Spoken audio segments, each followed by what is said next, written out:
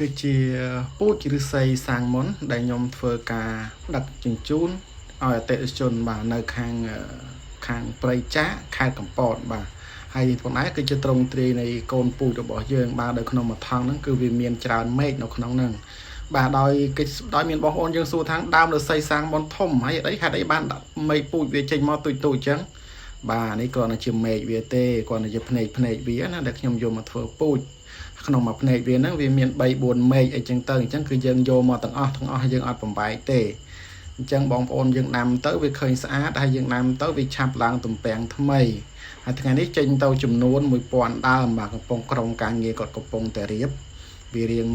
ពិបាកបន្តិចហើយរៀបឡានសាំយ៉ុងពីព្រោះរស័យរបស់យើងវារៀងវែងដូចឃើញជាក់ស្ដែងនៅក្នុងវីដេអូហ្នឹងអញ្ចឹងគឺរស័យរបស់យើងវែងហើយថងធំហើយមានកម្លាំងល្អហើយក្នុងមួយថងហ្នឹងវាមាន3 4ដើមនិយាយរួមទៅសឹងថាអត់មានមួយដើមបាទជាក់ស្ដែងដូចឃើញអញ្ចឹងដូចអត់ឃើញមានមួយដើមទេគឺសិតសឹងតែជា3 4ដើមឡើងទៅតែម្ដងហើយប្រវែងវាជាង1ម៉ែត្របាទហើយវាបែកចុកវាបែកស្លឹកបែកអីទៀតទៅឈប់ពោះជាងមែនអញ្ចឹងឡានសាំយ៉ុងគឺមកពេញវានេះដាក់បានតែចំនួន1000ដើមទេ1000ដើមទាំងយ៉ាប់តែម្ដងបាទតែបើឡានខ្ញុំ pick up ខ្ញុំដាក់បានមួយឡានហ្នឹង1000ដើមយ៉ាងស្រួលបាទដោយសារឡាននេះវាដំបូលវាចិត្តហើយត្រង់ទ្រីឬស័យសាំងមុនគឺបងប្អូនឃើញហើយគឺចង់ដាំតែម្ដងហើយវាកូនវាកម្លាំងហើយចាស់ល្អ